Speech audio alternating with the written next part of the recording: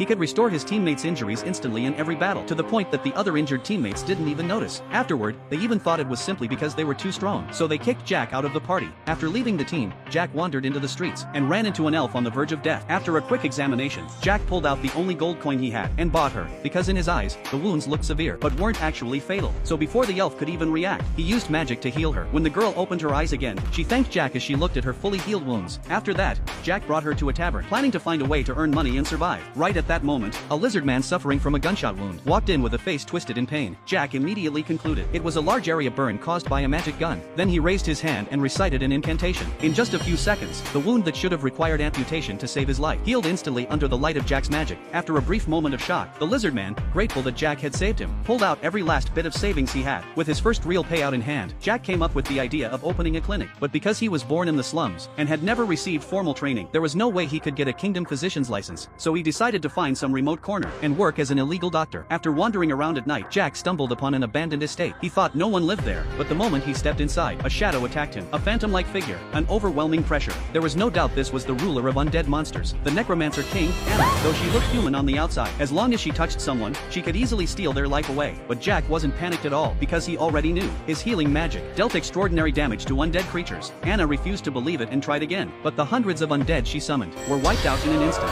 Jack didn't press the attack when he saw that. He said he was only looking for a place to live. Seeing he had no ill intent, Anna agreed to let Jack stay there. The next day, just as Jack was about to open for business, he discovered the lizard man he treated yesterday had shown up at his door. The man begged Jack to treat his older sister and said he was willing to pay a high price. After a quick look, Jack determined her arm had been hit by a magic gun with a poisonous effect, and the bullet fragment left inside would slowly corrode the surrounding muscle tissue. Treating it was simple. Cut off the arm and regenerate it. Sophia found it hard to believe, because she had never heard of anyone who could use magic to regrow severed limbs. As Jack began channeling his magic, her bones visibly grew at high speed. After reconnecting the nerves and rebuilding the arm, Sophia's missing limb grew back successfully. Sophia was stunned. She never imagined Jack's healing magic could be this powerful, so she immediately paid him 100 gold coins as his fee, and said that from now on, whenever members of her group were injured, they would come here for treatment. But that stirred up the werewolf leader's anger, because in the past few days of fighting, he had noticed the lizard man who should have been taken out with serious injuries kept mysteriously coming back the next day at full health. After learning Jack had been secretly healing them the whole time, Lucy, the werewolf leader, decided to get rid of Jack. But to her surprise, ordinary physical attacks couldn't hurt Jack at all. Lucy grew furious at the sight and decided to smash up Jack's clinic first. The commotion quickly woke Anna. Just as she was about to use magic to teach the werewolves a lesson, Jack hurriedly stepped in and stopped her at the critical moment. That was the only reason the werewolves barely escaped with their lives. Seeing this, Lucy assumed Jack was Anna's master, so she immediately led her men to their knees. After all, werewolves were servants of the night folk, so they had an instinctive fear of higher races like necromancers and vampires. And as the master of the Necromancer King, Jack was naturally someone they couldn't afford to offend.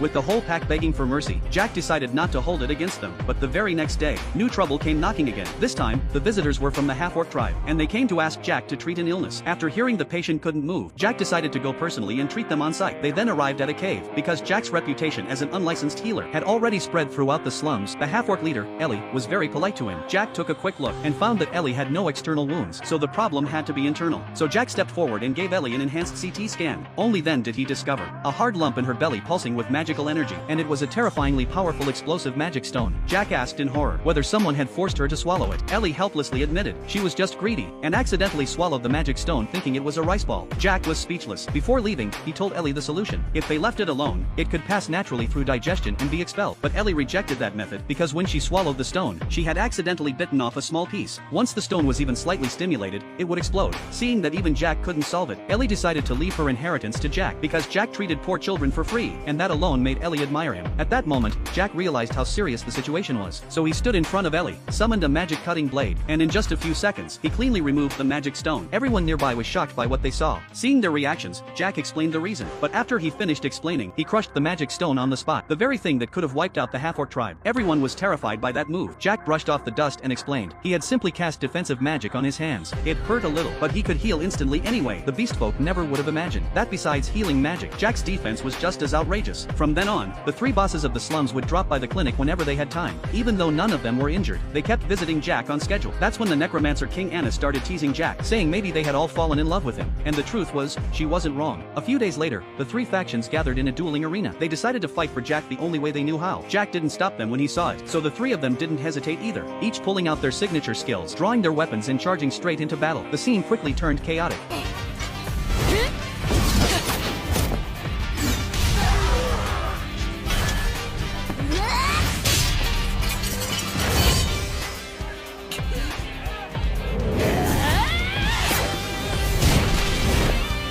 but after all that fighting, the ones who got hurt the most were the underlings on each side. What surprised everyone was that they fought non-stop from daytime all the way into evening, and still couldn't settle it, because no matter how hard they fought, anyone who went down would get back up without pain. Sophia also realized something was off. Her wounds were healing. It was obvious Jack was secretly treating them. As long as anyone on the field got hurt, he would heal them in time, and that meant they would keep fighting forever. Jack's goal was to make the demi-humans understand one thing: fighting like this would never lead to an outcome. A full day of battle also washed away all the hostility in their hearts. Jack took the chance to mediate their relationship, and just like that, the three faction leaders let go of their grudges. They stopped fighting, but the three of them said they still had a shared goal: to compete fairly. But Jack had no idea what they were plotting.